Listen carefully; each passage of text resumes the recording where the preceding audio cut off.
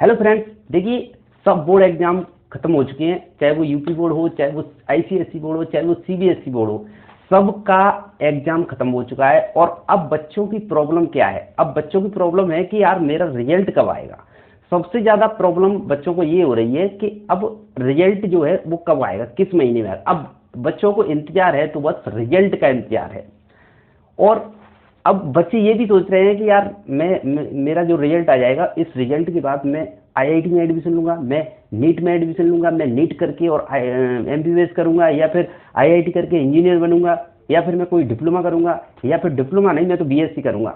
ये आप सोचने में लगे हुए हो। तो देखिए, सबसे पहले मैं आपको बता दूं, सबसे पहले तो जो रिजल्ट आएगा ना आपका, देखिए रिजल्ट कब आएगा, रिजल्ट की बहुत ज़्यादा बच्चों को बहुत ज़्यादा परेशानी हो रही है रिजल्ट की, कि रिजल्ट कब आएगा। और सब बोर्ड एग्जाम खत्म हो चुके हैं।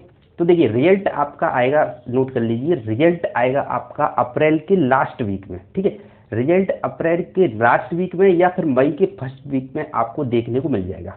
यूपी बोर्ड की बात कर रहा हूं। और सीबीएसई बोर्ड की बात करूं तो सीबीएसई बोर्ड का भी रिजल्ट आपको अप्रैल के जल्दी ही मिलेगा। ठीक है, अब मतलब आधी अप्रैल में या 15 अप्रैल के बाद आपको सीबीएसई का रिजल्ट भी देखने को मिल जाएगा। ठीक है, और मैं एक बात और बता दूं, देखिए अब बच्चों को परसेंटेज की परेशानी हो रही है कि परसेंटेज कितनी आएगी मेरी।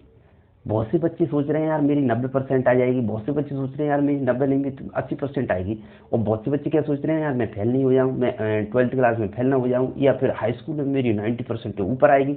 ये सोचने में लगे हुए हैं, चाहे वो लड़की हो, चाहे वो लड़का हो, चाहे वो सीबीएसई बोर्ड का हो, चाहे आईसीएसई बोर्ड का हो, चाहे यूपी बोर्ड का हो। सबको फिक्र है तो सिर्फ किसकी है? परसेंटेज की। परसेंटेज की फिक्र है ना आपको, है ना? बताइए, कमेंट बताइए। परसेंटेज की फिक्र सबसे ज्यादा है बच्चों को। सबसे ज्यादा बच्चों को क्या फिक्र है? सबसे ज्यादा बच्चों को है तो परसेंटेज की फिक्र है कि मेरी यार 90% आ जाए, या फिर मेरी 70% आ जाए, या फिर मेरी 90% आ जाए। तो ये सबको परेशानी सबसे ज्यादा क्या हो रही है?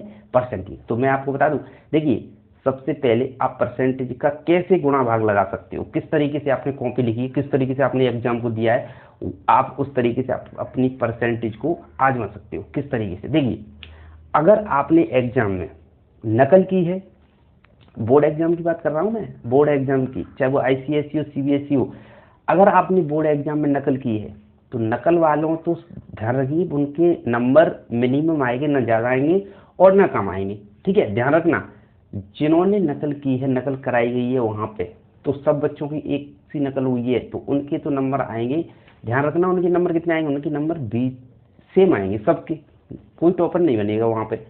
लेकिन जिसने अलग कॉपी लिखी है, अलग तरीके से लिखी है कॉपी, अपने हिसाब से लिखी है, या फिर उसकी कॉपी लिखवाई गई है, या फिर उसने अपने आप कॉपी को लिखा है, अपने हिसाब से लिखा है, तो वो वहां पर जाके अच्छे परसेंटेज में लाएगा। ठीक है, अच्छी परसेंट उसकी आएगी, ध्यान रखना इस बात को। और देखिए, जो बच्चे सोचते हैं कि मेरी तो कॉपी रह गई, मतलब मेरे तो प्रश्न रह गई, मैं छोड़ आया क्योंकि मुझ पे आया ही नहीं, ये बच्चे सोच रहे हैं।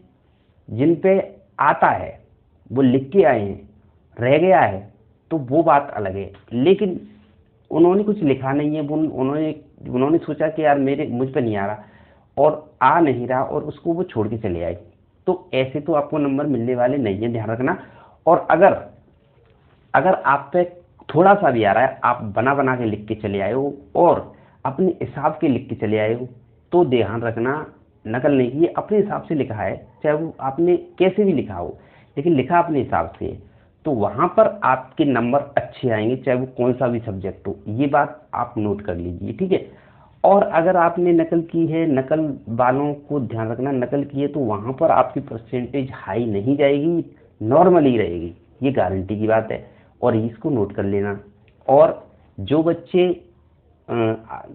बच्चे मतलब अपने हिसाब से लिख के आए हैं, चाहे वो बना बना के लिख के आए हों, चाहे वो सब्जेक्ट कौन सा भी हो, हिंदी हो, इंग्लिश हो, सोशल साइंस हो, साइंस हो, कौन सा भी सब्जेक्ट हो, अपने हिसाब से बना बना के लिख के आए ना, उनके परसेंटेज ध्यान रखना अच्छी आएगी, और वो सोच रहे हैं उससे भी ज्यादा आएगी। ठीक है, और जो नकल के तौर पे करके आए हैं, जैसे वहां पर नकल हो रही है उस हिसाब से, अपनी मतलब नकल के हिसाब से करके चले आए हैं ना पेपर को, तो उनकी परसेंटेज अच्छी आने वाली नहीं है। ठीक है, ये ध्यान रखना। और अगर टेंशन हो रही है आपको कि परसेंटेज कितनी आएगी, तो इसी हिसाब से आएगी, नोट कर लेना, अभी भी मैं बता रहा हूँ। ठीक है, ध्यान रखना और मुझे बताना जब आपका रिजल्ट आएगा तब मुझे बताना ऐसे ही आने वाली है रिजल्ट, ठीक है। और रिजल्ट आपका आएगा, मैंने बता दिया आपको, रिजल्ट आएगा तो आपका अप्रैल के लास्ट में आएगा और या फिर मई के फर्स्ट वीक में आने वाला है। अब बात करते हैं कि रिजल्ट के बाद हम क्या करें। अब बहुत से बच्चे सोचते हैं रिजल्ट के बाद हम क्या करें। तो देखिए, अब पहली तो मैं आपको बात बता दूं, रिजल्ट के बाद बहुत से बच्चे जो हाई स्कूल करके तो फिर 11वीं में एडमिशन ही लेंगे, वो तो ध्यान रखना, वो तो 11वीं में ही एडमिशन लेंगे हाई स्कूल करने के बाद, ठीक है। और हाई स्कूल करने के बाद बहुत से बच्चे सोचते हैं जेईई मेंस का एग्जाम देना चाहते हैं, तो जेईई मेंस का एग्जाम देना चाहते हैं, वो ध्यान रखना वो हाई स्कूल के बाद ही वहाँ पर चले जाएं और कोचिंग करें और वहीं से आप इंटरमीडिएट करें तो उनको ज़्यादा फायदा होगा। अच्छी अच्छी मतलब उनका अच्छी एजुकेशन वहाँ पर होगी और वहाँ पर आईआईटी की भी पढ़ाई होगी। तो जो बच्चे 10th क्लास के बाद इंजीनियर बनना चाहते हैं आईआईटी से, उनके लिए मैं आपको बता दूं कि वो यहाँ से जाएं और कोचिंग संस्थान में जाएं। वहाँ से ही बहुत से इंस्टीट्यूट हैं जो वहीं पर कोचिंग करा रहे हैं और वहाँ से ही वो इंटरमीडिएट करा देते हैं। तो वहाँ पर जाके अगर हाई स्कूल के बाद जाते तो आपको एक अच्छा बेनिफिट मिलेगा, अच्छा फायदा मिलने वाला है, ठीक है। तो वो तो उनकी क्लियर हो गई, वो तो जा सकते हैं अगर इंजीनियर बनना चाहते हैं आईआईटी से तो हाई स्कूल के बाद। बहुत से बच्चों का सपना होता है इंटर के बाद आईआईटी करने का, तो वो भी जा सकते हैं, वो तो फिर अलग चीज़ है, ठीक है। उनको समय मिलता है 1 साल का सिर्फ कोचिंग करने का। अगर वो 1 साल में आईआईटी को फाइट कर जाते हैं, जेईई मेंस को और जेईई एडवांस को, तो वो इंजीनियर बन जाएंगे, नहीं तो रह जाते हैं, ठीक है। ज़्यादा इतना इंटर के बाद इतना मतलब होता नहीं है, ठीक है। तो अब बात आती है कि इंटर के बाद क्या करें। तो इंटर के बाद देखिए आप बीएससी कर सकते हो, कुछ नहीं करना है, जिंदगी जीनी है ऐसे ही मतलब नॉर्मल, तो बीएससी कर लो। अगर आपको कुछ करना है तो टेक्नोलॉजी में कर लो, ठीक है, कुछ भी कर सकते हो। मैनेजमेंट में कर लो। अब टेक्नोलॉजी में क्या करना है, टेक्नोलॉजी में आपको बहुत सारी चीज़ें हैं, बहुत सारी चीज़ें, ठीक है। बहुत सारी चीज़ें क्या है, देखिए इंजीनियर कर सकते हो, सीधी सी बात है। अब इंजीनियर बहुत से प्रकार के होते हैं, यूपी से बीटेक कर सकते हो या फिर आप आईआईटी से बीटेक कर सकते हो, ठीक है। और या फिर आप टेक्नोलॉजी में और डिप्लोमा है उनको कर लो, ठीक है। पॉलिटेक्निक से डिप्लोमा कर सकते हो, बहुत सारे डिप्लोमा हैं। या फिर नॉर्मल में आप मैनेजमेंट की पढ़ाई कर सकते हो, मैनेजमेंट की पढ़ाई आप होटल मैनेजमेंट है या फिर आपका मैनेजमेंट कोर्स है उसमें से कर सकते हो, ठीक है। होटल मैनेजमेंट कर सकते हो, बहुत सारे कोर्स हैं इंटरमीडिएट के बाद, उनको आप कर सकते हो। अगर कुछ नहीं करना है तो बीएससी कर सकते हो, बीकॉम कर सकते हो, बीई बीसीए कर सकते हो। ये बहुत सारे कोर्स हैं। बच्चे परेशान हैं कि यार मैं क्या करूं, तो मैंने बहुत सारी चीज़ें आपको बता दी हैं, इनमें से आप कर सकते हो, ठीक है। इनमें से आप इंटर की बात कर सकते हो। और अगर इंजीनियर बनना है तो हाई स्कूल के बाद ही जाओ, बहुत ज़्यादा अच्छा रहेगा आपके लिए, ठीक है। क्योंकि हाई स्कूल के बाद जाओगे तो वहाँ पर आपको पढ़ने को अच्छी मतलब जानकारी नॉलेज मिलेगी, अच्छी पढ़ाई होगी वहाँ से। आईआईटी के लिए, आईआईटी जेईई मेंस के लिए अच्छी पढ़ाई होगी और घर पे रह के नहीं हो पाती है। इंटरमीडिएट करोगे घर पे रह के तो वहाँ आईआईटी की तैयारी नहीं हो पाएगी, ठीक है। जेईई मेंस की वहाँ तैयारी नहीं हो पाएगी, वहाँ हो जाएगी जब हाई स्कूल के बाद आप कोचिंग करने चले जाओगे तो वहाँ आपकी हो सकती है, ठीक है।